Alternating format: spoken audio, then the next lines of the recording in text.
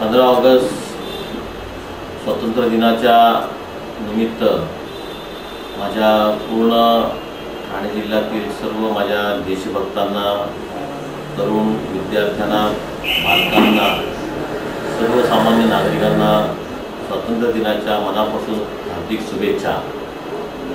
देश स्वतंत्र झाला, ज्या स्वातंत्र्य मिळवण्याकरता ज्यांनी आपल्या देशासाठी आपले प्राण अर्पण केलेलं आहे, ज्यांनी स्वातंत्र्यासाठी बलिदान अर्पण केलेलं आहे, अशा थोर हुतात्म्यांना भावपूर्ण श्रद्धांजली। खरं तर त्यांचा आदर्श डोळ्यासमोर ठेवून आपण प्रत्येकाने या देशामध्ये जातपात, धर्म, नीच उच्च असा कोणताही भेदभाव न करता बंधुत्वाची, एकतेची हाक मारली पाहिजे आणि सर्वांना बरोबर घेऊन हे आनंदी वातावरणामध्ये आपलं जीवन जगायला पाहिजे। यातच खरा आनंद आहे।